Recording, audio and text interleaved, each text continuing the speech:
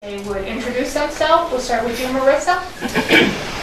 Would you suggest we use the microphone? Yes. Oh, I'm sorry. I don't know. Hello? No, you used power switch. Hello? Testing, testing.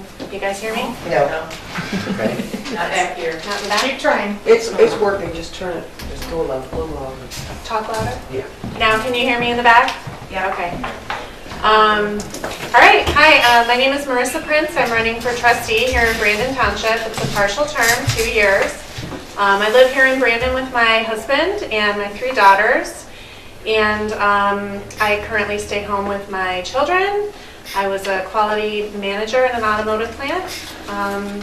And let's see, my children are ages 9, 5, and 4. And I'm running, should we say why we are running? Or just what position you're running Okay, for. yes, and I'm running for trustee here in Brandon Township. We have 4 trustees on the board, and this is for one of those seats. Thank you. I'm Jason Rumble. I'm also running for trustee. I've been in this community for 37 years. I graduated of Brandon High School. I serve constantly on many local boards. I'm in the Ortonville Lions Club as president and a member. I'm a member of the Ortonville Masons. I am a board member on Brandon Grove Youth Assistance, and I also am a board member on Teens and Seniors Rock and Racing here at the Senior Center. And I also coach boys and girls high school golf at Brandon High School. Okay, and I also am involved in many other aspects. I actually am pretty exhausted right now. I just got home from spending 48 hours with 105 sixth graders volunteering at Camp Pocatonic this week. So, and I also own and operate my own law firm here in Brandon. That I have been do estate planning and business planning attorney, so more corporate side, but I also do estate planning. Hi, my name is Tanya Briggs, and I am running for village president. Currently, I'm a trustee. I'm on the planning commission. I'm also part of personnel committee. Involved in many aspects of the community. Been here 23 years. Raised my children here. I currently have exchange students here as well. Once mine have gone, I couldn't leave the school district. Worked for the school. I worked for the township. I worked for the village.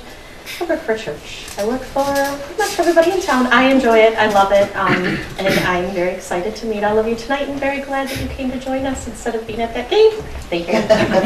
Going there next. Hi, I'm Colleen Skornica. I'm running for Village Council President. I'm married. I just celebrated 32 years with my husband, Tom. We have 2 children and 3 grandchildren. I've been a resident for only over 26 years. I've been a trustee since 2009. I was appointed, and then I was elected in 2010 and re-elected in 2014. I am a member of the Elected Officials Academies through the Michigan Municipal League. I am active in the community. I've served on my church pastoral councils and finance council and served as their president and their co-chairs. I volunteer with OSA. I also do the toy store, and we support a missionary family. We also do, my family and I also do the luminaries every year since I've been on council, which is a beautiful event. It's very, very nice. I support our veterans. I'm an active member of Daughters of the American Revolution, also known as DAR. I've spent nearly 27 years in the health insurance industry, working with Medicare, Medicare Advantage, specifically. Now I'm getting that.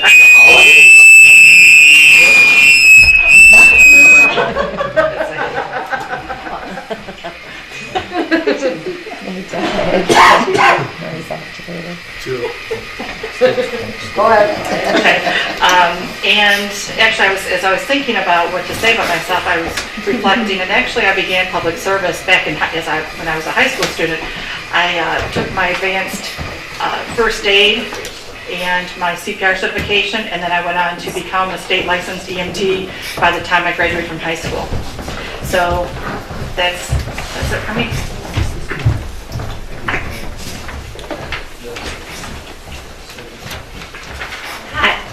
Hi, my name is Anna Cole. I'm running for Ortonville Village Trustee. I'm 39, and I'm actually a new resident to the area. I moved out here to be closer to my sister. I have 2 daughters. They're 15 and 23, and I have some fur babies. I have a dog and a cat. I work for a company called Fleur Detroit, where I'm a groundskeeper, horticulture maintenance manager. I just basically just take care of the grounds and all the plants back there. I wanted to get more involved with the community, so that's why I decided to run. I want to see how I can help, and I feel that being new to the community, I offer a very unbiased opinion coming in to some of the issues that we have. Thank you. My name is Pat George. I've been a member of this community for 35 years, 25 years on Church Street in the Village. I spent close to 30 years teaching at Brandon High School, teaching business classes and computer classes there. I've been retired the last 3 years, and I guess I got a little tired of looking out the front window at Church Street, and decided to throw my hat in the ring. I guess I would be running as a clean air candidate and one trash pickup kind of person. But I love the village. I'm retired here. I'm not going anywhere, and I figured I might as well try to do something productive. So I'm glad to be here, and I know we got some good people running too. Thanks. Hello, my name is Larry Hayden. I've been a village resident. It'll be 30 years in November next month.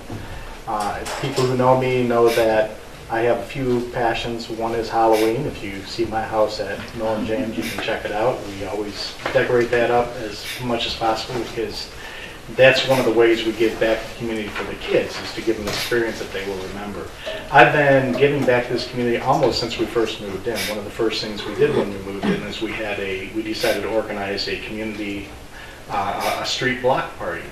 And on Mill Street, we did a block party. It was a great success, a lot of fun. Unfortunately, that didn't continue, but that kind of ignited my passion for this community and really developed my love of this community and my desire to give back to and commit to it. In the course of the years since then, I've given back a lot to this community, and I contribute a lot to this community. I've been on the Main Street Committee. I've been a past village trustee back in the early 90s and again in the early 2000s. I'm currently a planning commissioner. I'm also currently active on our CERT team. That's a great thing for our community. You see us at the events where we are there to make sure that the event is safe and runs smoothly. And just working with people in the community and participating and giving back to the community, that is really fulfilling to me, and that's really how that's why I can do this, is because I really want to see this community thrive and grow. As a current planning commissioner, I've seen some issues with the way things have been, and I really want to see our village get back to developing the trust of the community with the village again. So that's one of the reasons I'm deciding to run for trustees, to try to work on building up your trust in us as a local government, to represent your views and do things that are right for the community. Thank you. Hi, my name is Mark Robinson. I've been living here in the village for 29 years. I'm married to my wife Jill. We have 3 children and 5 grandchildren, and our children have been run out of the house. They're in their 30s plus, and I've been on the village council as a trustee for the last 11 months. I am a continuous improvement specialist with the Aerospace Fastener Company. I'm also an engineer and wear many hats, I guess. And I love this community. I just like to give back to it, and that's about it. Thank you. Okay. Thank you very much. Okay, we take it on now, Linda. Now?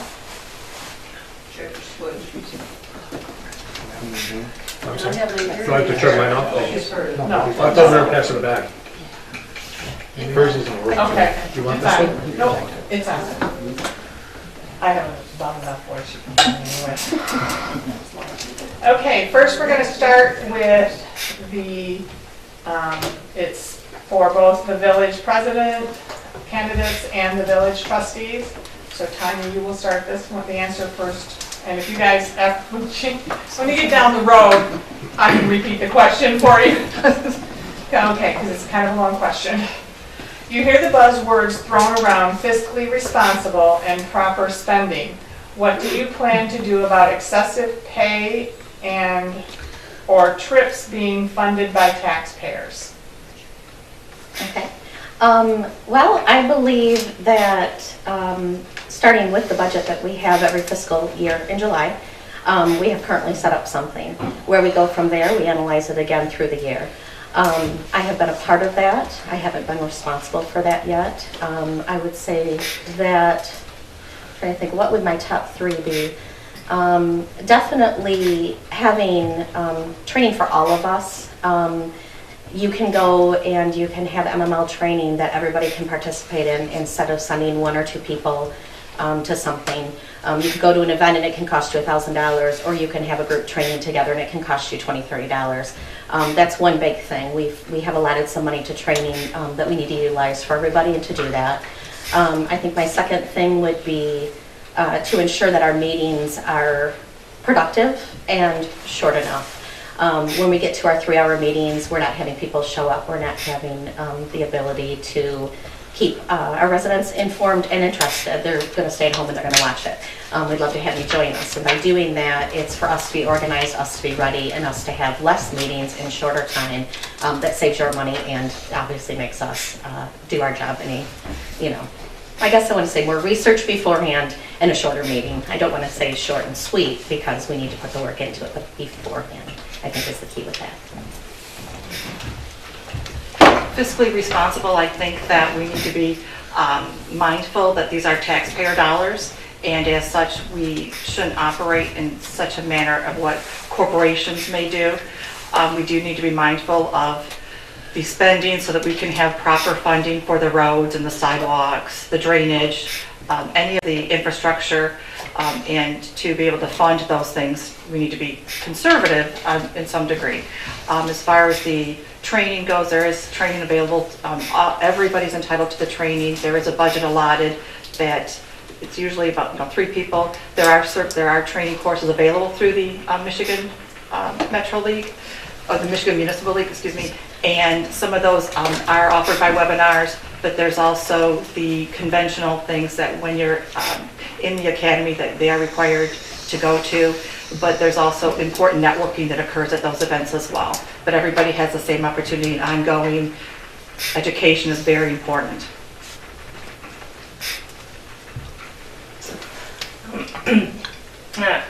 With my experience in life and at work, I believe I'm very frugal and very, I don't want to say cheap, but I do believe in responsible spending. As far as training goes, I think it's necessary in order to have a village council board that knows what they're doing, can do the best of what they're doing, can be efficient at what they're doing. At the same time, like Colleen had mentioned, we have to consider the improvements around the village that needed to be done. I think getting more quotes for certain jobs, looking into different ways to fix things is very important. Excuse me. Fiscal responsibility. And proper spending. That's the gist of what I'm trying to get at, is that there's some things that we have to really evaluate. Are they needed? Are they necessary? And can we do it for a lower cost? What is going to provide the best benefit to what we are trying to accomplish and what we can do for the village? I would say regarding the training aspect of it, I did a lot of training when I was teaching, and we were required to take a lot of training. So my feeling on training is this: you're an expert if you travel more than 50 miles. So supposedly, so I think there can be training is necessary. I know in my case I would welcome it. I also think that you can bring people in to do training and do it in-house. As far as from a village standpoint, I can't see why we would need to travel anywhere outside of state. So certainly in-state on that. As far as how we spend our money, I've got to assume here in Ortonville we got a real tight budget, and basically the expenditures don't go that far. And I think from that standpoint, we do, from a citizen standpoint observing, we got a lot of good things going on in this village. Halloween coming up, I think the Witches Night thing was good. just on and off September Fest, we just got a lot of good things that go on, and are not that costly, that the citizens feel good about where we live. As far as major infrastructure type improvements, that cost a lot of money. And I know we've seen that with sewers and things like that. So we just got to be real careful on prioritizing on what we spend it on. And I'll let it go with that. Thank you. Okay, first, when it comes to training, I agree with everybody. There is a training budget. Training is valuable. I look at training as an investment because if your leaders don't have the right training, it's going to be harder for them to make the right decisions for the community. So I look at training as an investment. Having said that, I think in order to ensure that our money is spent effectively, there's two things that really are important to be in place. First of all, there should be a training plan so that we can target and identify where we need training and then look for the best, most effective way to get that training to our village government people, our trustees and our commissioners and whoever. Second thing, there needs to be oversight. If there's a training plan and somebody wants to attend trainings, that should come back and have some kind of an oversight or approval process that will ensure that we don't have abuses of the training budget, that the training is going where it's supposed to be and to who it needs to be. Going beyond just the training aspect, as has been mentioned, it is important we have a lot of big infrastructure projects to ensure that we are doing the right projects in the right time within the right budgetary amounts. And for that, it's really important that we have a good capital improvement plan that looks out 5 years out and says, what do we need to do? When do we need to do it? When can we afford to do it? We are currently working on that on the Planning Commission, and we should continue to work on that, and the council also needs to continue to work on that and make sure we have a good improvement plan, because without a plan, we don't know that we're spending money the right way. Well, I believe, first of all eyes are on, from the community are on the council, to see what they're spending, that we report out all the time what we're expending, our expenditures are in that. And training, being responsible as far as funds for that. For example, Bill Sprague and I, we went to the SEMCOG training a week ago, and we carpooled together. We didn't expense any meals and that. So just being responsible like that, being conscious about what you're doing.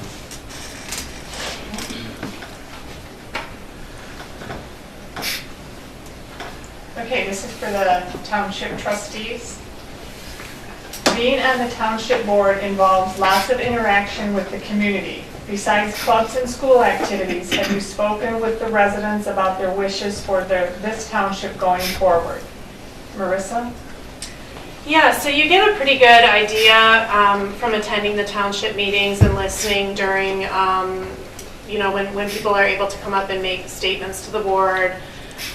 You get a real good feeling about what they're thinking about, right? So we've heard a lot of residents recently come up and talk about the issue on Sleepy Hollow with the group home. There's a woman who comes every single meeting and shares her research on that and what she'd like to see happen.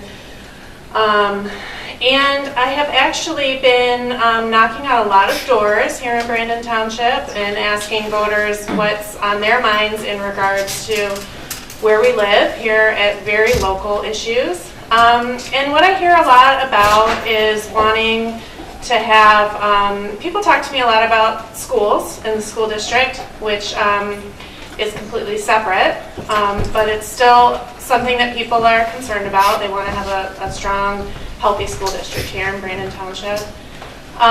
People talk to me when I'm out canvassing and meeting voters about safety. They want to continue to have this be a safe place to live, where their families are safe and secure. What else do people mention? Just roads. People talk a lot about roads out here. Grading their road, chloride treatments on their road, having their road paved, things like that. So yeah, I think I've had a really good feel for what's on people's minds from attending the township meetings and from canvassing. I've gotten lots of emails from people who have visited my website wanting me to know what's important to them. That's a big part of the job, right? So, yeah. Jason?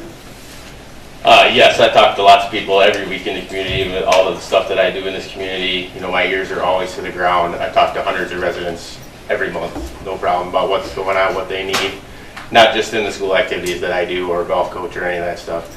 And I did forget to mention my wife and daughters, or they'll be mad at me, but my wife Kelly and my daughters Bea and Chloe. As far as canvassing goes though, for my profession, it's actually illegal to in-person solicitation, so I do not do that. But I do out in the community. I go out and talk to people at other various events. I do not knock on people's doors and solicit their vote. That is not something that I do or will ever do. So I believe your vote is personal. It doesn't have anything to do with anybody else or what they tell you what they're going to do. I believe in being out in the community and actually doing those things.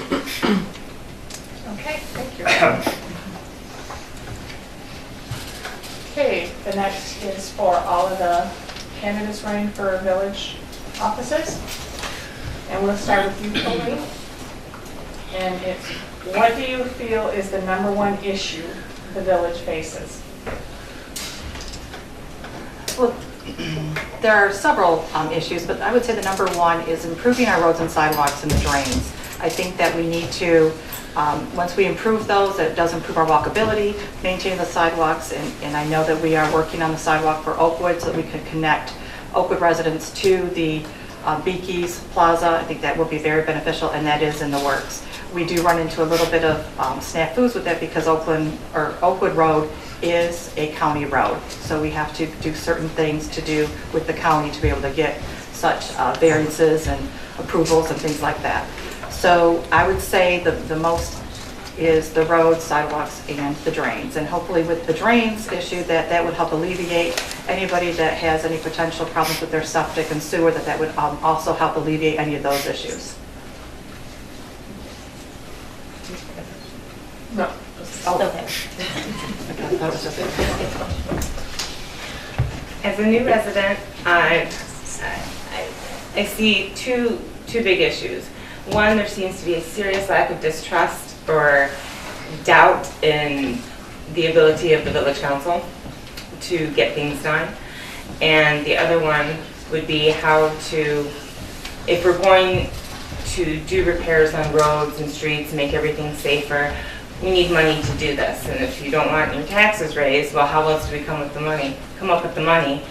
And so I see an issue with how do we bring revenue in and still keep it the small town, because I moved here because it was a small town.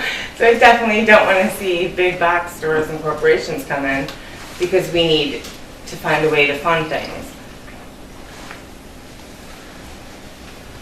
I guess obviously sidewalks and drainage is big that people have talked about.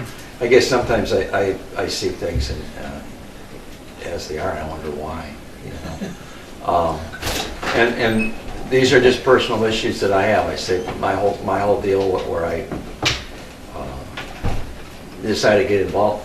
I really think that as great as this village is, I think the air in this village stinks. And I think all the open air burning, from a personal standpoint, drives me crazy.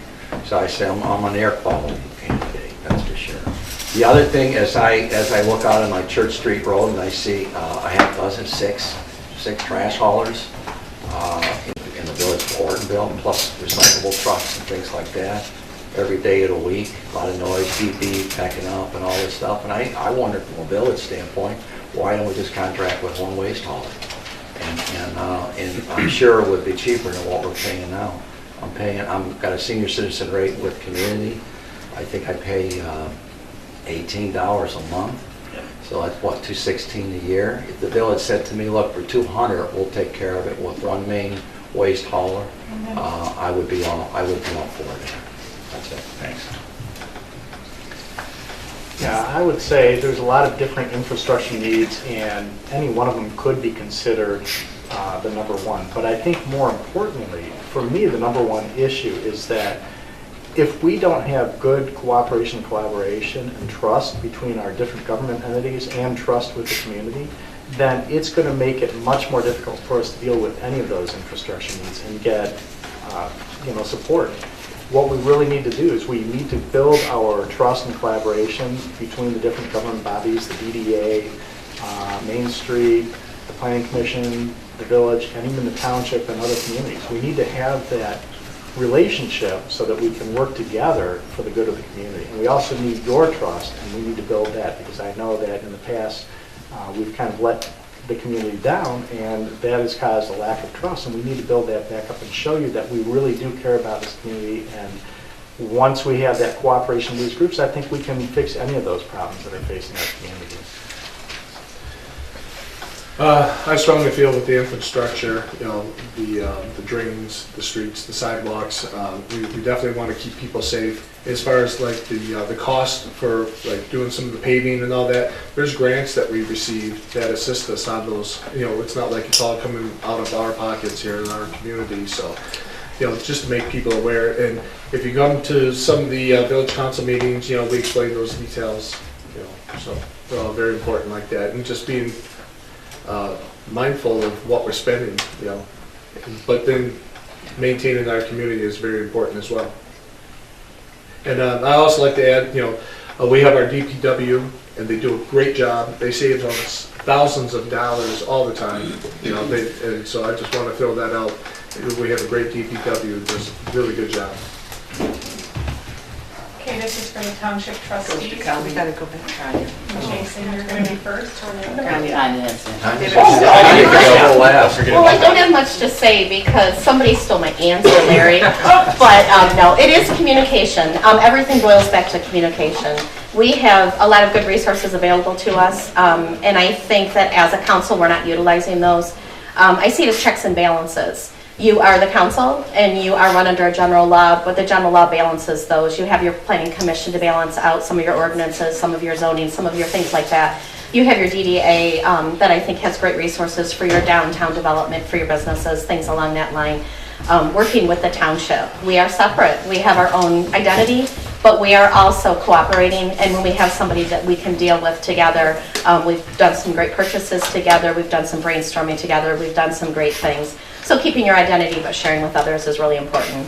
If you do not have that communication, you don't have the trust, you don't have the response, you're not getting your community to be comfortable to be talking with you. So the key is communication. Okay, now Jason, sorry, Tom. Okay, how long have you been a township resident, and where do your children go to school? As I mentioned earlier, I've been here 37 years. My family moved here in 1981 when I was 3. We lived in the trailer park till about 6th grade, and then we moved into the village here. So then I lived in the village from 1989 to last year. And last year we moved out on the south side of town and bought 10 acres and a little farm over there. But so 37 years I've been here. My wife and I both graduated from Brandon schools. My daughters both go to Brandon schools. My younger daughter Mia is 10. She's at Oakwood, and my older daughter Chloe is 12, and she's at Brandon Middle School. So. Ready? We have lived here in the township a little over 4 years, and my children attend public school in the district that we are districted for in Brandon Township, which is the Oxford School District. They're in elementary school. Okay, this is for the village candidates. Okay, and you're first. I won't forget you, Tom. And Kelly, no, too. Yeah. Yes. Okay, what is your past voting record on sewers prior to the residents voting it down? Which, so there's, actually I've had like 2 or 3 different ones, so they want to know your feeling about the sewers coming into the town, and what do you think should be done about it? Township, village, or Village. both? Village. Okay. Did I say township? Yeah. You say village. What I've heard from the residents, I guess this is what I know of the problem. The problem is that without the sewers being redone in the village, we can't have certain businesses down there, and the residents don't want to, I couldn't afford it either, to foot the bill. They want the businesses to do it. There's a problem. I've heard also there's some contamination going on. I haven't read any reports. I can't really make a formal opinion about this because I don't have enough information. But as a representative of the community, if they don't want to do the sewers, I have to go with them. And then I would like to find, okay, well, what else can we do? Is there something else we can do? How can we make everybody, how can we protect the land, protect the people, do what they want? You know, there's a lot, I think there's a lot more to it that probably most people don't realize. So as of right now, the people don't want it. I'm with the people. I'm here to represent the people, but I would still like the opportunity to look into any kind of resolution of the matter. And my feelings are, I think the people of this community have spoke out a number of times, and I think it was time to drop down the sewers. And I'm definitely pro-septic. I think the septic field I got in my place there in Church Street is probably at least 25 years old. That's when I moved in. I pump it regularly. I will say this on septics. I think it from an individual standpoint, and I state that on my issues and things. We got to take responsibility and pump them septics. That's all. And every 2 or 3 years is what I do. It works fine. If something happens to my septic field, I'll deal with it. But I did not in any way, shape, or form like what was being proposed on sewers, and I still don't. So I hope that's a dead issue, at least in the immediate future. Okay, when that last vote came around, I'll be right up front with everybody. I did vote for the funding of the sewers. That last vote, by the way, was not vote sewers yes or no, it was for the funding. The final proposal, I was not happy with the proposal that they had put together. I thought it still needed a lot of work. Having said that, I will say this, is that both sides of this issue have valid points. There's definitely areas of the village where they really don't need sewers. There's also areas of the village where it's really not suitable for sewers in the long term because of various conditions like high water tables, poor soil, small lot sizes. I have had a lot of research and information that I know from being on the council, and that's caused me to change my view over the years from being, why do we need sewers, to, okay, I see we do need them in some areas. For me, it's a health and safety issue. I would say, though, that more importantly, the community did speak out very clearly, and as a planning commission, even though personally I feel that we still need sewers, I feel that we have to respect the community, and I think that what we need to do is we need to go back, first of all,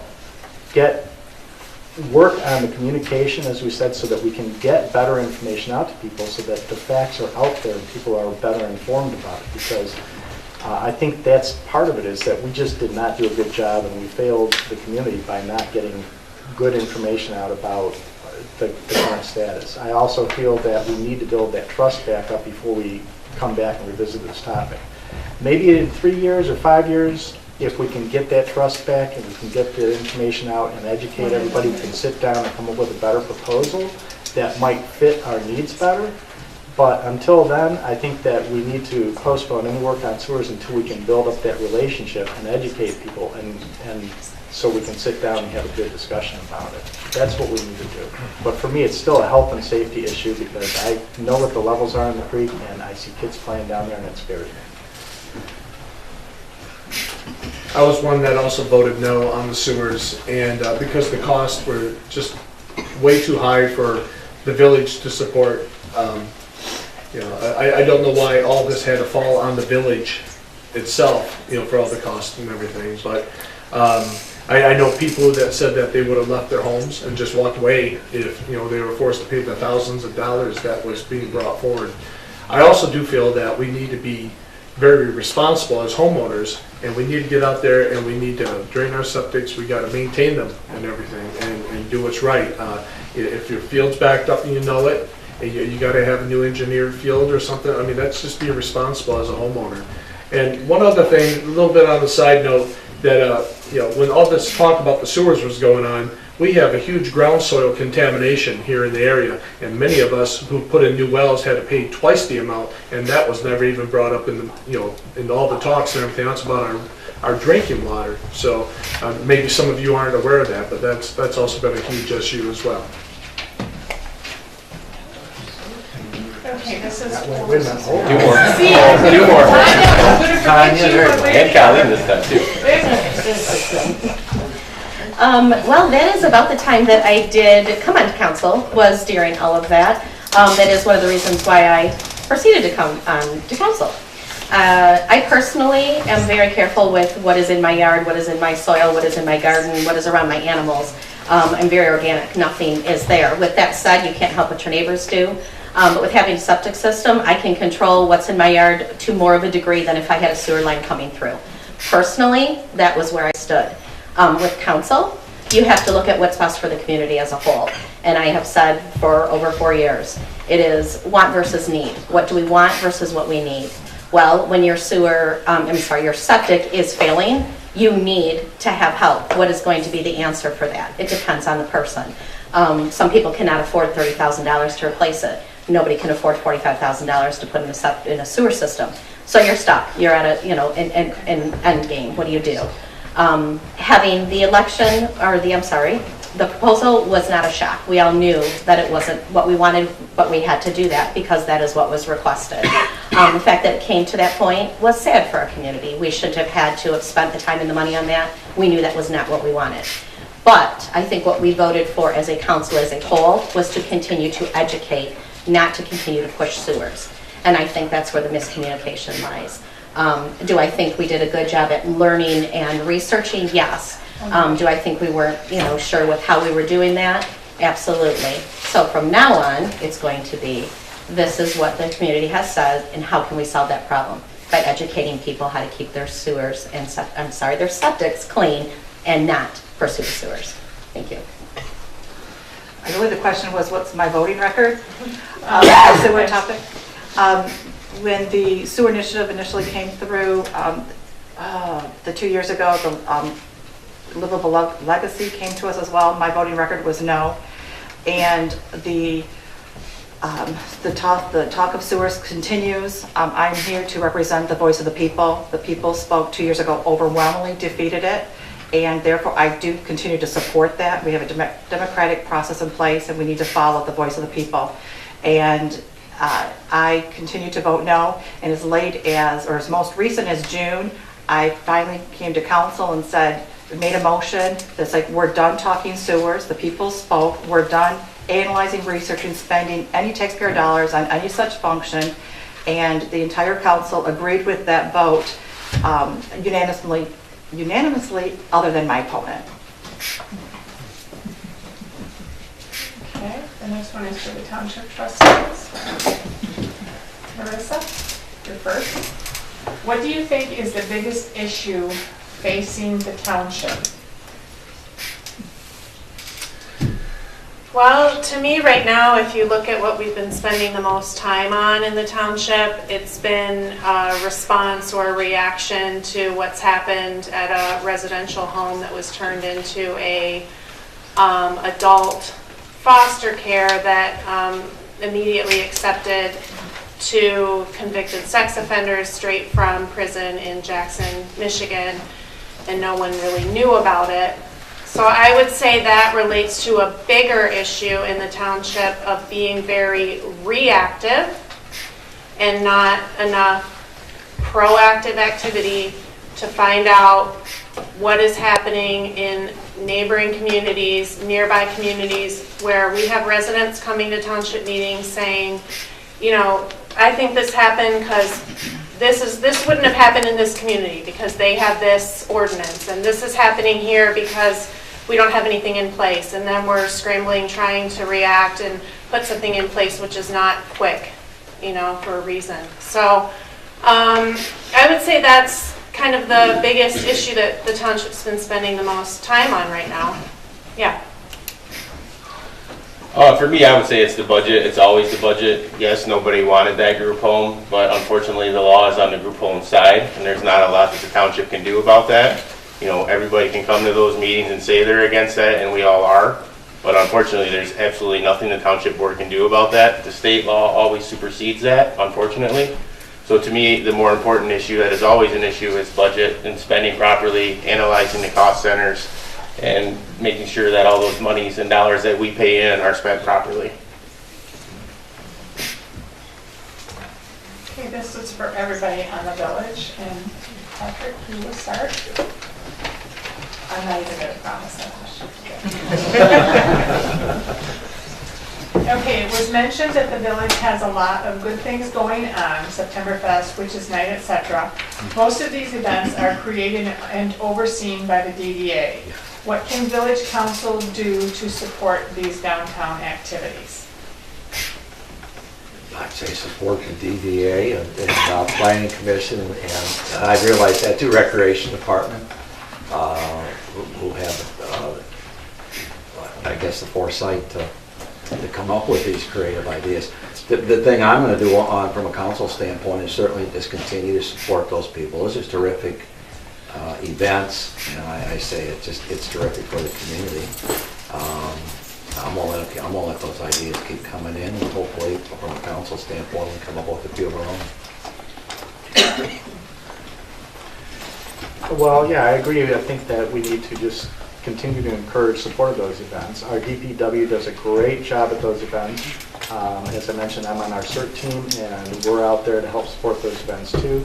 I think it's very important that we have good communication between the council and the other groups that are all come together, the event sponsors and people supporting the events, to make sure that those events run smoothly, and we share information afterwards to make sure that we can improve those events from year to year.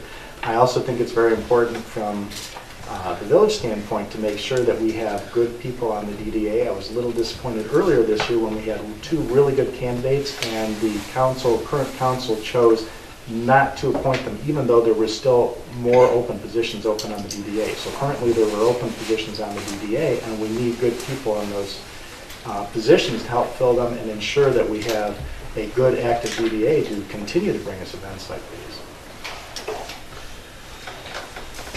I do feel already that council does support, and I know I personally support, when we have Septemberfest and all these other different activities within our community. I mean, they've been really good for not only the people, but the businesses, and so I strongly support that.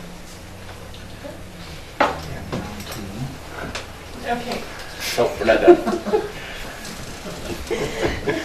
Council can continue to contribute to the DDA with brainstorming with ideas. Attending the meetings, being involved would be really nice. Watching the videos and seeing what's going on. We get the emails, which is, you can always shoot back and forth information. Matt's there or somebody's there with information for us. So the feedback is great. I think more support showing up at the events and being volunteering at the events and being a part of it would definitely be helpful too from the council as a whole. So excuse me, can you repeat the question? Just make sure.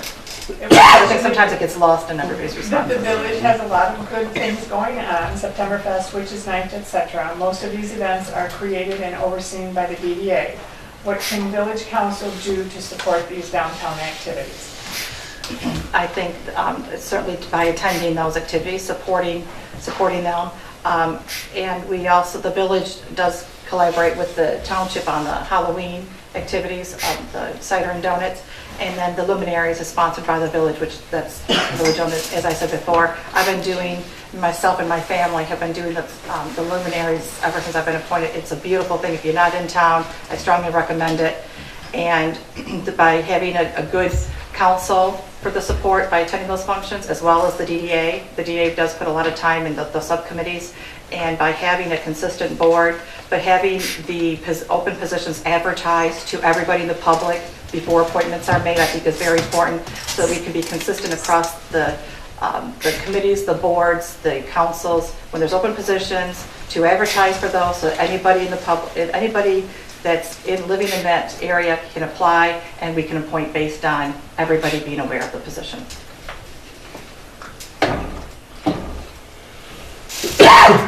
I think those festivities are great. If I'm on council, even if I'm not on council, I'm going to do what I can to support the DDA. With new ones, I think somebody made a good point about let's support getting people, appointing members to the DDA. people that we feel would be good and efficient in that position. Support them by, like Tanya said, going to these events. Doing what we can, asking them.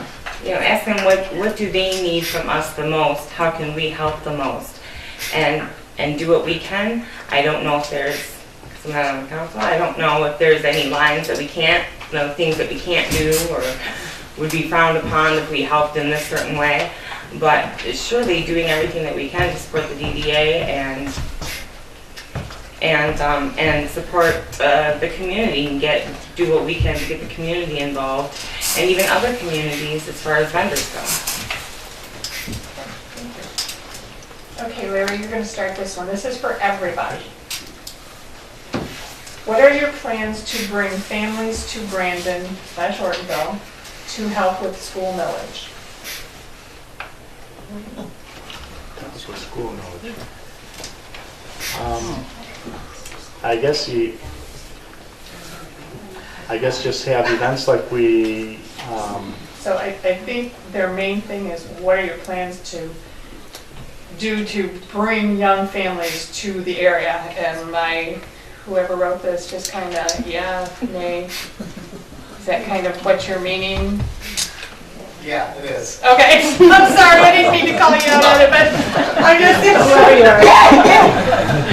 So basically, they want to know what you think should be done, or what, plans to bring more families to Ortonville.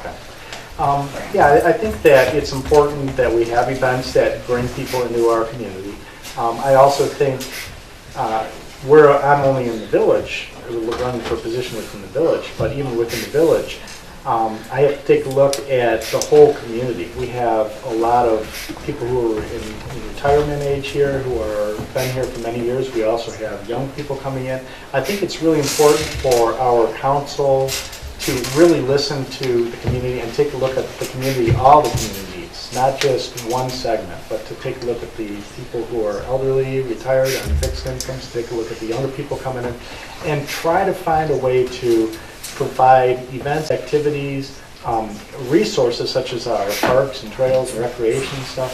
Find things that everybody can enjoy and things that are a benefit to all segments of the community, not just one. So to that extent, we need to also ensure that we have events and activities and resources and places for the younger generations to come also.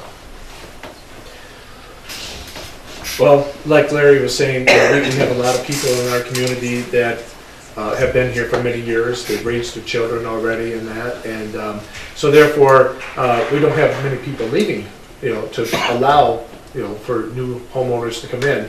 There are some areas outside of the village that have been growing new communities, building new houses and all that. So I guess as far as within the township, we're adding more people all the time. But as far as adding or continuing to add activities, like we do, and just our school system having a really good curriculum, that is appealing to people coming in from the outside. I mean, that's one of the things that brought me here with my children when I was raising them, is because Brandon had a really good school system.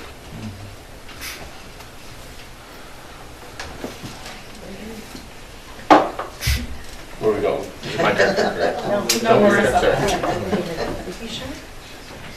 I don't know. Well, it's just because everybody's answering. Oh, Okay. I can speak to why we're a young family, and I can speak to why we decided to move out here to Brandon Township.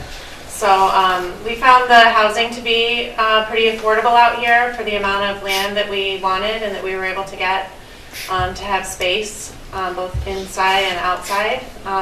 We found that the people were really nice out here. The school districts were good. The taxes seemed fair compared to neighboring communities, So I think we can continue to offer, young families wanting to, find a new residence. Continue to invest in our Parks and Recreation Department, have offerings, things for children to do, parks and places for them to go outside. I know the walking path was just completed at the park off Hadley Road. We spend quite a bit of time there. So yeah, just continue to have offerings and let people know what a great community this is and how generous the people are, and just be available to people who are considering moving here, even on the township board, be available to someone considering moving here and being willing to answer their questions. Yeah, like some people have mentioned, definitely schools. You know, being a coach, I always push my students to excel in the classroom first. You know, I'd rather have them very successful in the classroom. When your schools are successful, people move here for schools first and foremost. That's going to move people here more than anything else. Okay, our tax rates, they're actually quite high for surrounding communities. That's actually not accurate. But they're very high. Surrounding communities are much cheaper, like Goodrich. It's cheaper, but anyway, we're in Brandon, so Brandon schools getting the athletics success, like tonight's playoff game, you know, that brings people to town, having the school successful academics, and then you look at events, like a couple people have mentioned, you know, as part of the Lions Club, we bring the carnival, our beer tent, our live music, and we also do the circus every other year. So those events are all things that bring people into this community, and people come here and enjoy those events, and then they decide that, hey, this is a great place, I might want to be here. So that's what I would say. In order to attract people to our school district, we also want to attract people to our community. If we're talking about young families specifically, we would, I think, focus on the walkability. We are working towards safer routes to school. Putting more signage up, having, you know, safer calming devices in town. Although it's 25 miles an hour, some people think it's 50. That's a big concentration, that's a big importance.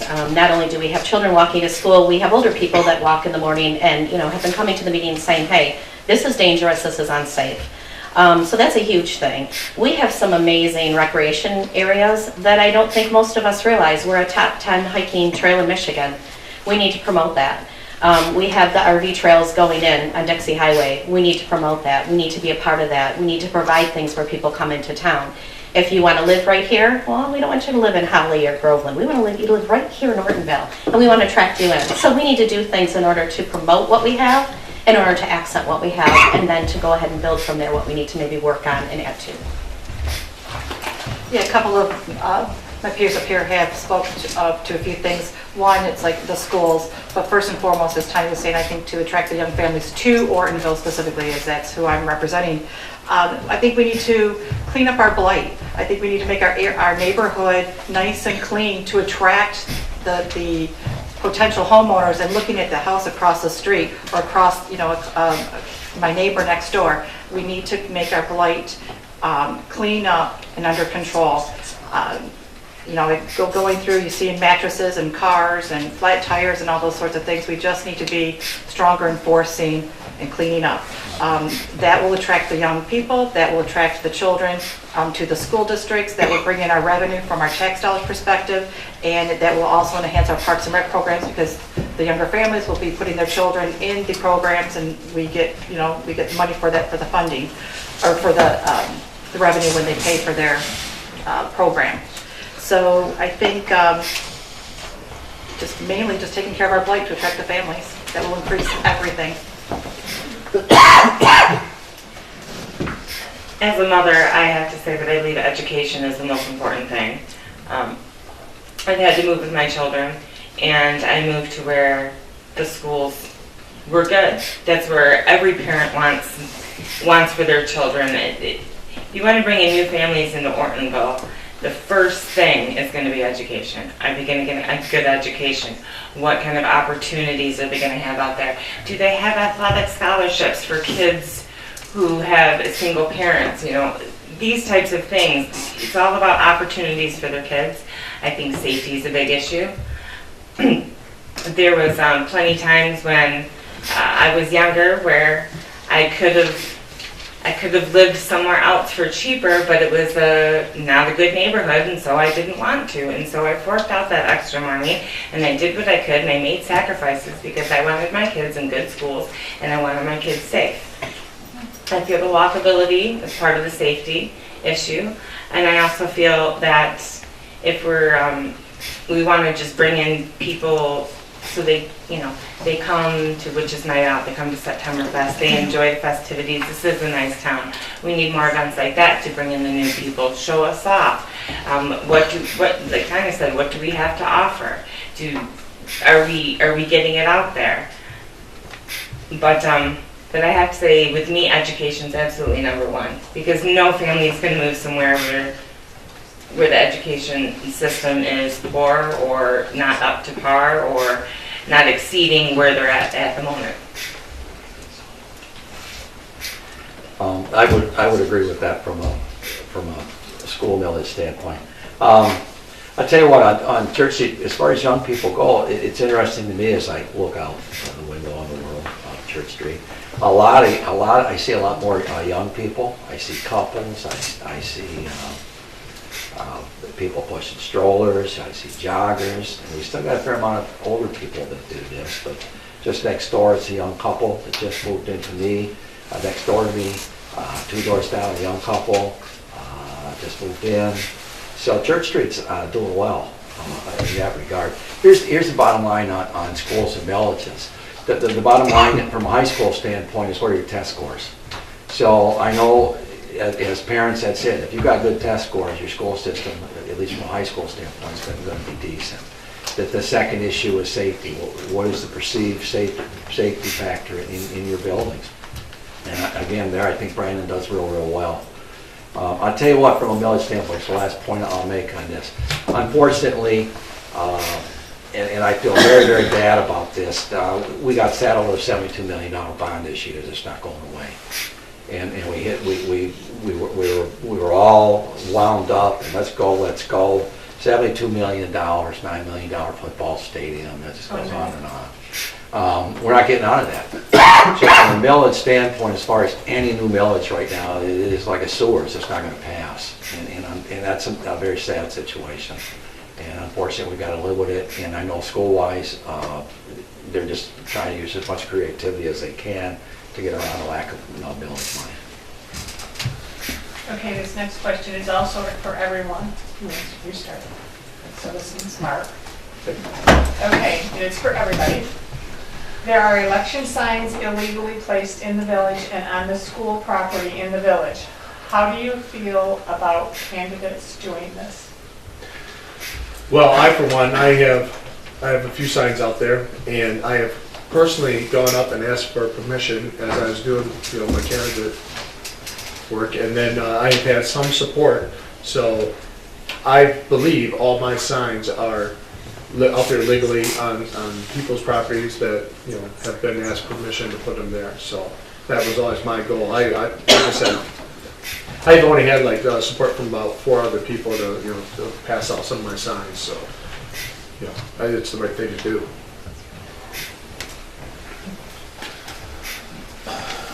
You going around again? Wow, campaign signs. Don't we all love them? Don't we want to just see more, like twice as many, don't we? I have just like such a strange relationship with campaign signs because they're expensive and they're cluttered. They clutter up our landscape, but people say they are important, so we all buy them. And we all put them out and ask people to put them in their yards. So I haven't seen many illegally placed signs. I'm sort of navigating campaign finance laws for the first time here as a new candidate and learning the ins and outs of where they can go and where they can't go. And generally people have been super friendly and helpful with explaining that to me. I found the best policy is just to stick with yards and asking residents to put them in their yards. So that's what I've done. And I suppose if there's any illegally placed signs and it's bothering you, maybe speak up and say something to the candidate. They might not realize it. Or talk to the township or the school district and see if they can get them back and put them someplace that's appropriate. Yeah, they're definitely a nuisance. Everybody has to put them out though. But every single one of my signs, I have permission from either the business owner, the landowner, or the resident, or the voter, whoever it is. Every single one of them, and I have placed every single one of them myself. I don't use anybody else to place them. And unfortunately, they disappear constantly. I've had about 12 disappear already this year. It's unfortunate, like Marissa said, we do pay for those. They're $7 to $10 a piece, and that's really bad. But as far as placing them illegally, I would never do that, and anybody who does should be ashamed. So, you hope that you do pass out your signs to the correct people that do place them in the correct place. Sometimes you'll drive by and see it on the wrong side of the sidewalk, and you call them up and you say, hey, can you move it where it belongs? So I don't think anybody up here would intentionally place them in the wrong place. Yes, they may end up in the wrong place, but I don't think any one of us would purposefully plan to do that. You can't control what other people do. You can only control what you can do and what you observe. So I don't think, again, that's intentional. I agree. It's like the signs are quite a beautiful landscape addition, but they are necessary. They are expensive. I have not placed any of my signs illegally. However, I was advised that one of my signs, along with a couple others, were placed in an area that I did not place, and as soon as I was made aware of it, it was immediately removed. I hate signs. I just hate them. I hate it's wasteful. It's destructive to the environment. Unfortunately, people like me, who nobody knows me, I have to get my name out there. I know I only have a few signs up. No, they're not illegally placed. And I have to agree that if somebody has a problem with it, if you notice it and you notice that it's illegally placed and it's bothersome to you to the point, then make that call or do what it takes. Take it down your... I don't know. You can't do that. Do that? Okay. You've been sitting there every day. I'm making complaints. But I have to agree that I don't think I would hope that nobody would intentionally put a sign somewhere they knew it wasn't supposed to be. And if they did, well, that's sad. That's just sad that they can't follow the rules. Ditto.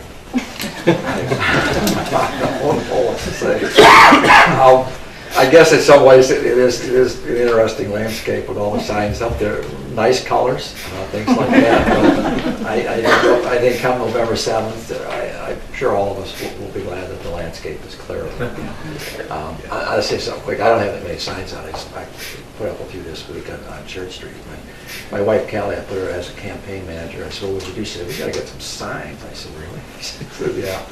So anyway, I got a couple up on Church Street. I asked the neighbors. They said, fine. So that's it. That's all I got. Yeah, I can't add too much to that, other than I know that our village manager did send notice out to the candidates where he had contact information, said, hey, we've had complaints about some signs. I immediately responded back to him and said, as far as I know, all my signs are compliant, because every one that I placed, I asked the property owner first. There were some people who said they wanted to get some signs because they knew additional people that wanted to support my candidacy, so I said, okay, and provide signs. So if any of those are not placed properly, I did tell the village manager, DPW is more than welcome. Please remove them. If they're not placed properly, let me know where they're at so I can make sure I correct that. Unfortunately, I work full-time in Auburn Hills, and I'm quite active, as I mentioned, with certain other activities in the community, so I haven't had as much time to campaign as some others, so I do have to rely a little bit on support from other people to help me get my name out there. But I certainly, if I find out that there's any case where something's inappropriate, I'm certainly going to take care of that. Okay, the next one is also for everybody, and Jason, you will start this one? Okay.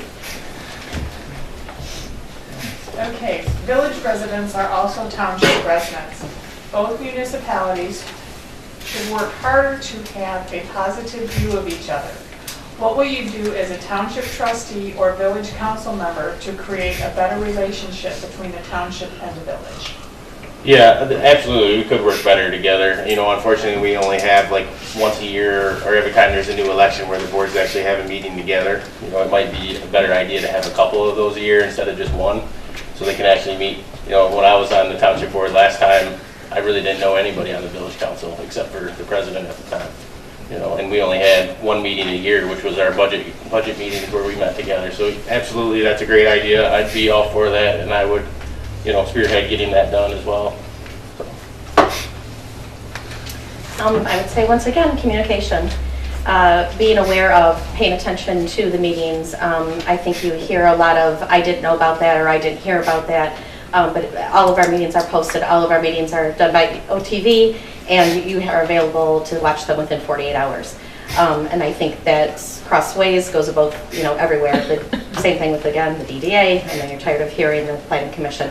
All of those entities, when they all work together and they all are informed of each other's information, communication goes both ways, not one way. Governing bodies are extremities of one body, and we do need we need each other to all function properly. I do think that we could have, another meeting or two other than just at budget time, instead of crunching numbers that we, know each other. So improving the communication, the transparency, and collaborate. I think multiple meetings is a great idea.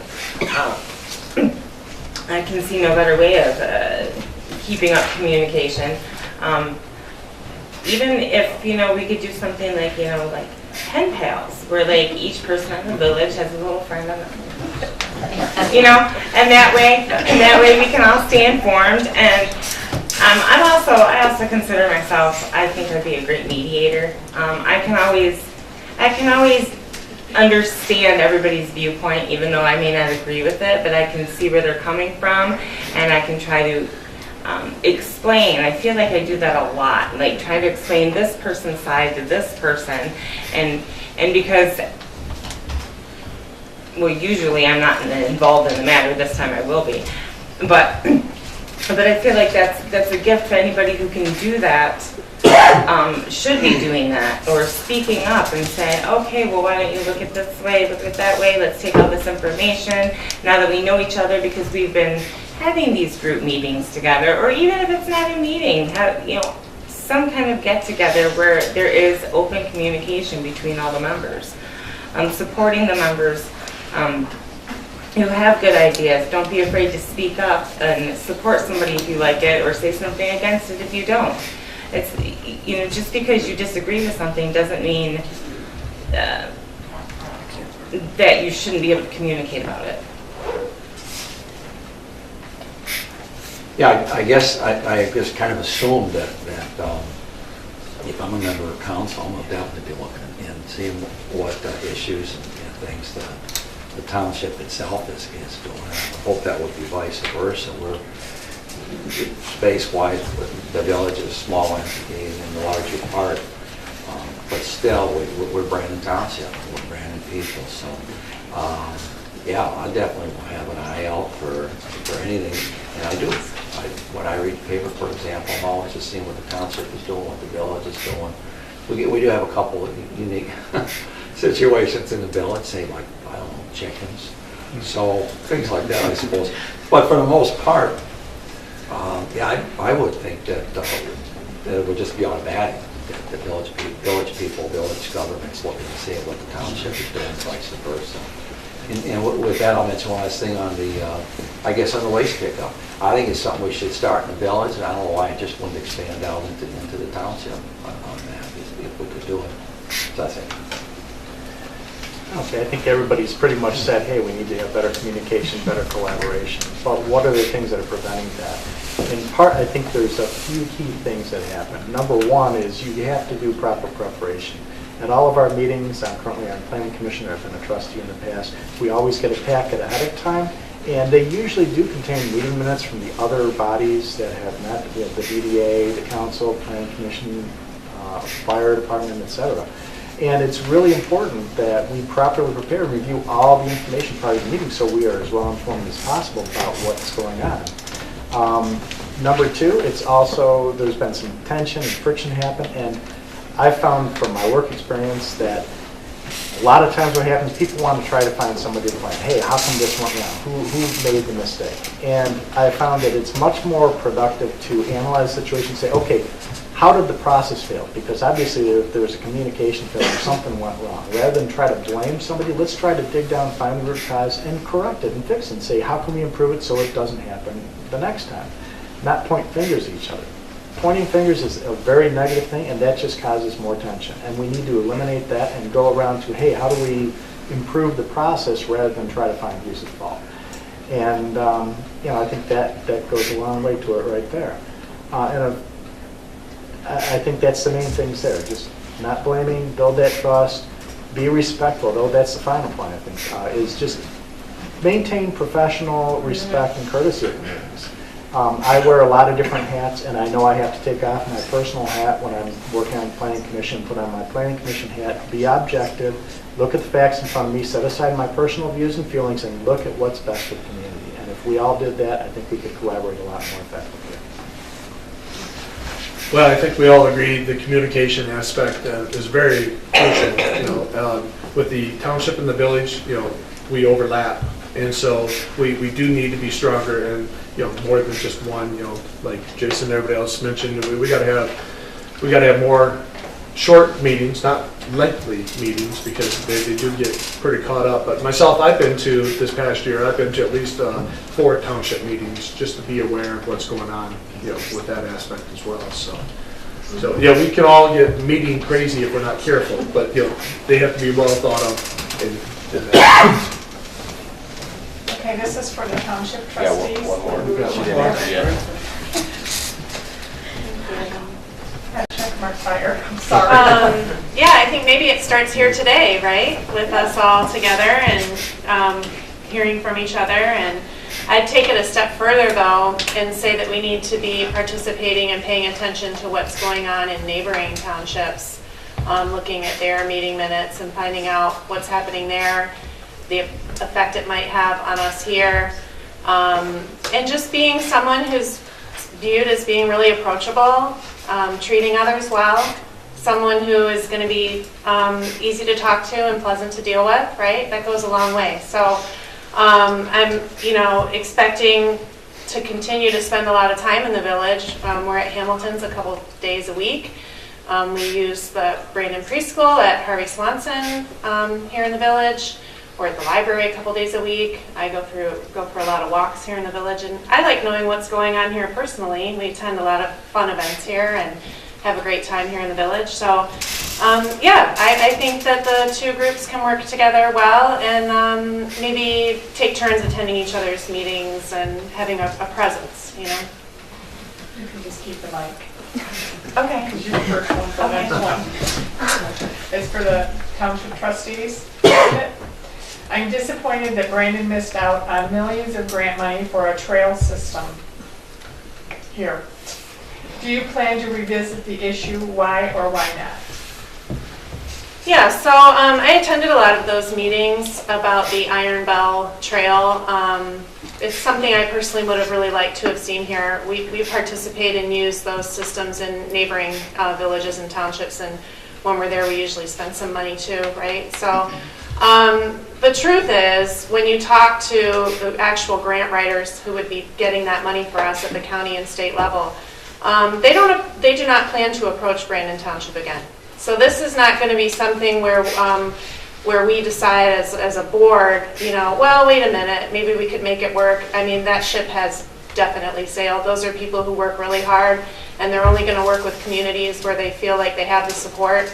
And it needs to start at a community support level, a grassroots level, with people in the community saying this is something we want, this is something we value, this is something we'll use.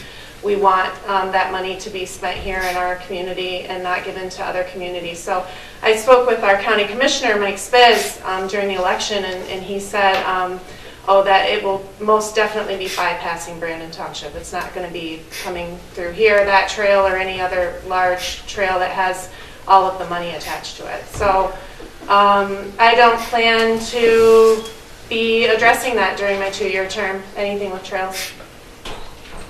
Yeah, as far as the grants go, those grants were never actually funded. There was not a single dollar in them. They were hoping to fund those, but saying there was a grant with money is absolutely false. There was no money available to anybody.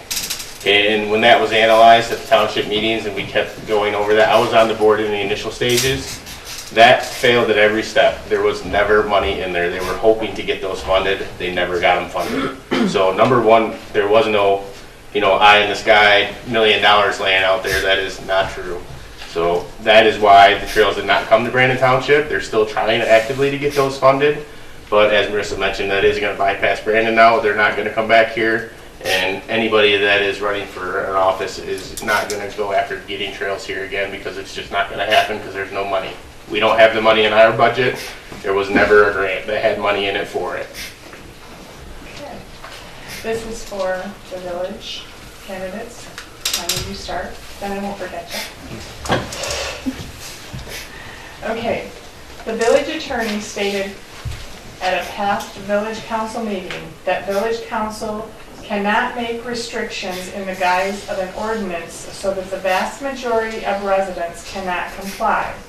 If elected, will you support the recommendations of the village attorney? Absolutely. We can come up with ideas and thoughts, but we also have to be careful of our guidelines, and we also have to respect those laws, not only of our community, but the state laws, the county laws. And so definitely when you request that information and you analyze that, you make your changes based on that. I agree. If the attorney made that recommendation, and I think it was referring to the chicken ordinance, we did not make any deviate. We followed his recommendation, and we did not make an ordinance that people could not follow. Everybody. Can I ask you to repeat the question? Sure. The village attorney stated at a past village council meeting that village council cannot make restrictions in the guise of an ordinance so that the vast majority of residents cannot comply. If elected, will you support the recommendations of the village attorney? Yes, definitely, because right now he knows way more than I do. I don't think I have anything to add to that. I don't think I have anything to add. If the village attorney, we come up with something, the village attorney said, no, it's not going to work. Okay, I guess we got to come up with something that does work. That's it. Well, of course, obviously, we would follow any recommendation from the village attorney, but I think this hits a more important point, which comes back to what I said earlier about preparation. If a topic comes up like that in front of us, then we're not all necessarily experts. As a village council, we have the planning commission there to help with researching and analyzing and coming up with recommendations in alignment with what the village attorney would recommend and is advising. So I think that it's important for the council to utilize those resources. Unfortunately, referring to the chicken ordinance, that task was passed the planning commission, but then before the planning commission had a chance to complete that task, the council went ahead and passed an ordinance without waiting for the input. So if I was on the village council, I would ensure that we properly utilize our resources like the planning commission and DDA to get input on topics that come up like that. Also, of course, follow recommendations from the attorney and let the process run its course, because doing quick action is not necessarily going to give you the best action. Use your resources and do your research and then do the right thing at the right time.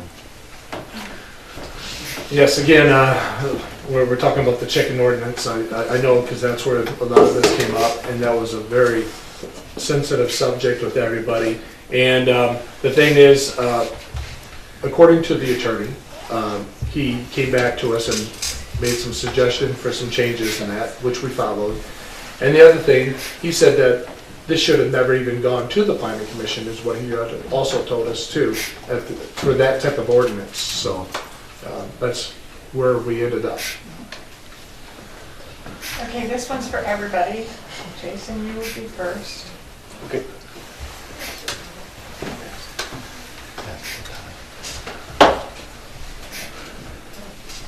Do you feel attendance is an important part of being on a council? If someone misses excessively, what would you recommend to correct the situation? Yes, it's very important. As far as correcting it, there is really not much that you can do. There's no penalty for not attending, but it looks bad and you're not properly representing your constituents if you do that. But as far as legally goes, or any township not ordinance, but any township rules in our bylaws or anything like that does not have a penalty for that. So I mean, number one, you would have to amend those things to input a fine for meeting meetings. But I mean, people have stuff that comes up. You're not going to be at every one. We all have families. We are going to miss meetings. But as far as implementing something to change that, there's nothing that one can do to change that. The village does have regulations for that. If you miss 3 meetings without checking in or, giving a reason or an unexcused absence, you do have to kind of report. If you miss 3 more, then it is recommended that you are not on the council. With that said, those are unexcused. Obviously, we all have lives, but I think that you do not run for a position if you cannot commit.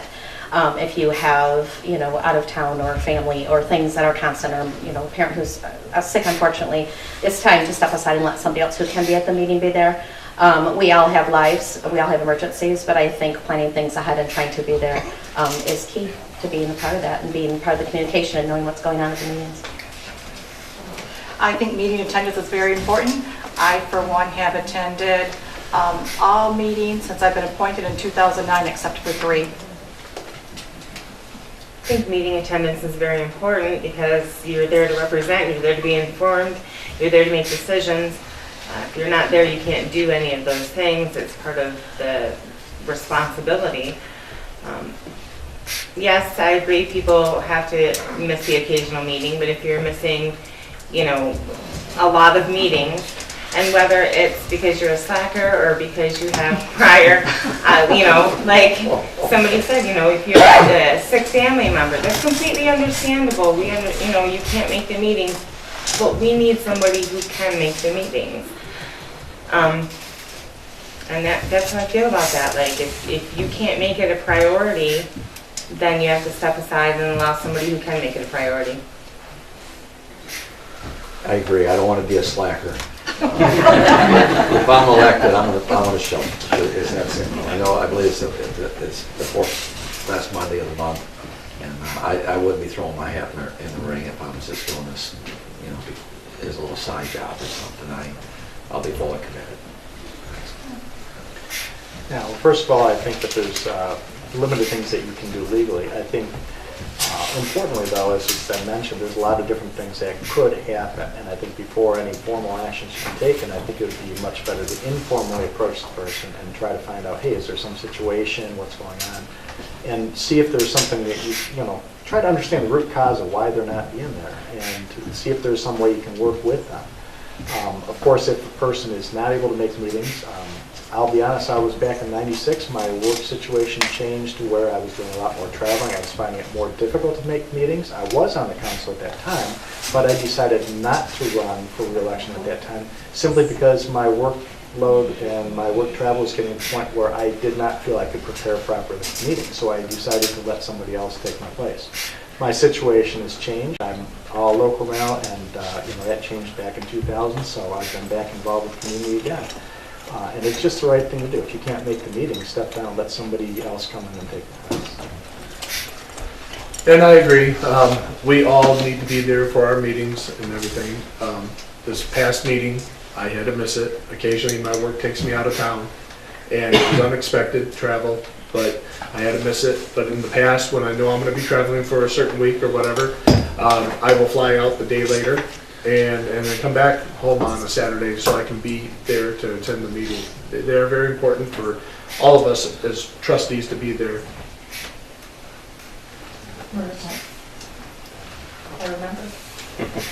It's only Tanya for your Put little dots on it now. Yeah, so we all expect our elected officials to at least show up, right? Even if we don't agree with them all the time, they should be there. So yeah, that would be the expectation I would have, so I would meet that expectation for myself. The township publishes their meeting schedule for the whole year in advance, right? They make little changes sometimes, but from my impression from speaking with trustees now is that when they have special things that come up, the supervisor is pretty good about trying to find a time that works for everyone, all 7 people, which I know can be hard, but yeah, so yeah, of course. Important. Okay, this is going to be our last question. I know there's a lot of questions that did not get asked, but we could be here till midnight. Yeah, we could be here till election day. Yeah. Colleen, you're going to start this one, and this is for everyone. What do you consider as progress for Brandon? Brandon / Ortonville, just the whole area. I think in considering that we are not pursuing sewers, I think that progress would be attracting new businesses to downtown, specialty shops, something that doesn't require a sewer, like maybe a bakery, a cafe, a balloon bouquet type specialty shop, increasing the walkability so that we can have the sidewalk on Oakwood to Beekys Plaza. I think that would be progress for Brandon. I think maintaining the events that we have to bring the families that we spoke to earlier, I think is also progress, continuing to enhance those to bring more people in. I know the Witches Night, that was very successful and brought more people in, so that is progress. I think maintaining, like I spoke to earlier about making sure that we're on top of the blight, and as we continue to be on the homeowners and the businesses getting their things up to par, I think that's progress. I think just keeping up so that we don't fall behind in any of the letters that we send out, just staying ahead of the game is progress.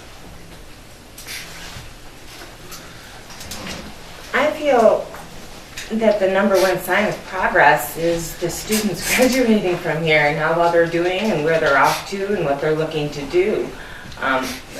The best sign of progress is the people that you're putting out into the world.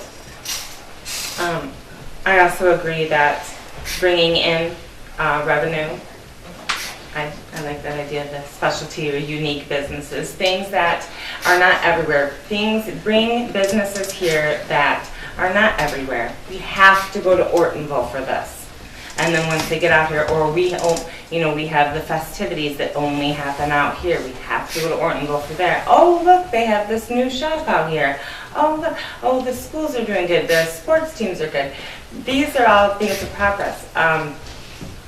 Having a clean neighborhood, having opportunities for people is progress. Anything that you can do to be self-sustaining, in my eyes, would be progress. So I'm but that's where my main focus is on education, because without education you can't have progress, and without a good education you're not going to bring people in either. Yeah, regarding schools, I think this is the first year on Brandon that their elementary schools, in a long time anyway, that their elementary schools enrollment is up, which to me is progress, because the schools are vital to the community. I got to just, from a myopic standpoint or narrow thing, I think it's progress when I see two young families move right in the neighborhood. So little things like that. That's why I say to me that I hear this thing on blight. Progress to me is, I think the village and the township is got great things going. But yeah, just keep it clean, make it look presentable, and that's why I say, on air and that I want to breathe some clean air sometimes, and to me that would be progress. But I think the village, I think the township is moving at least in the right direction. Thanks. Well, there's a lot of different things that I think come into progress. I would like to see progress, to me, would be seeing our infrastructure maintained, repaired, and brought up and improved. I would like to see more economic activity, see a thriving downtown where we have fewer empty buildings. I would like to see more opportunities in development of resources like walkability within the village, to provide more resources and things for our residents in the community.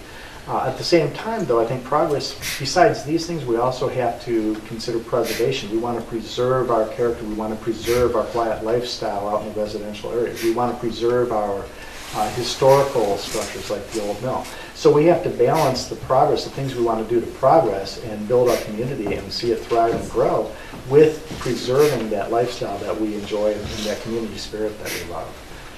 That's what I want to work towards, is to see that balance between the progress and the preservation, to make sure that we have a community that we still can continue to love and yet be thriving. Just a note on the progress, thriving downtown is really vital because that's one of the key sources of funding to help us get resources to provide those other development for the community. So it is important to have a thriving downtown. And I think there's a lot of things we can do towards improving that. I, for one, I support many of my downtown businesses, and I love this community. I love that we haven't overgrown and all that. I think you have to ask yourself what brought you out to Ortonville to begin with, and I feel that being a quaint little village that we live in here in the village is really nice and appealing in that. So I'm part of the streets committee, so some of the things that we've done for improvement, we've added LED lighting to all the streets around town, and in many of the facilities, as well as like the old mill and that. So we're being smart that way, and it's better lighting. It's consistent lighting. I mean, with the old bulbs before, every time you turn around, my street light was always burning out and everything. So since then, it's just been great to have. And then as far as safety in town, we added a couple of the devices, speed limit devices and that, and we're looking at purchasing a couple more. And Lieutenant Glover said, he gave us, I was talking to him about a week and a half ago, and he says they're working out great, and he's gathering really good information off of them. So, and we've also purchased a crosswalk intersection where the students going over there at South Street, they can push a button and safely cross the intersection. So we're taking care of safety issues as well within the community. So, and could you repeat the question one more time? Sure. What do you consider as progress for Brandon and Ortonville? All right, well, I think I covered it.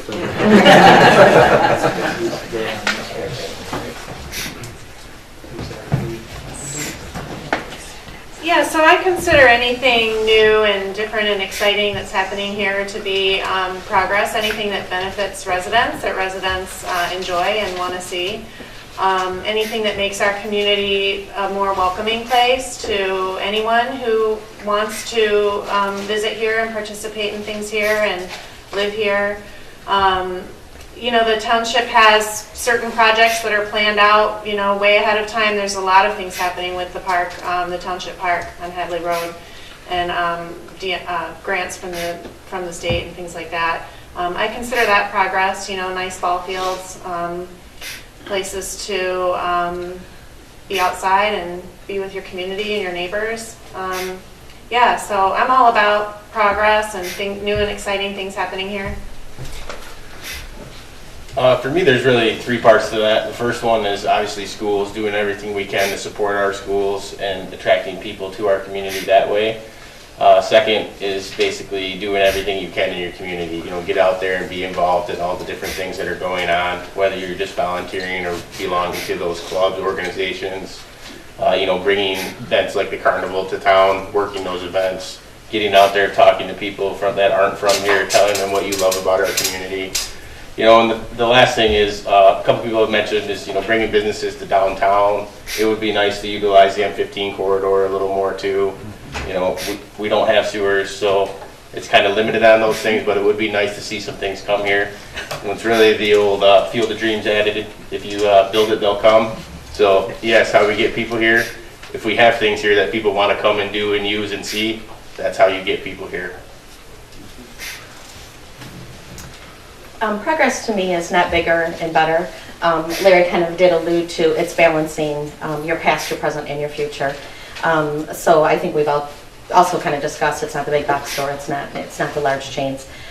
With that in mind, to get to that point, you have to have the cooperation, you have to have the communication, you have to get to that.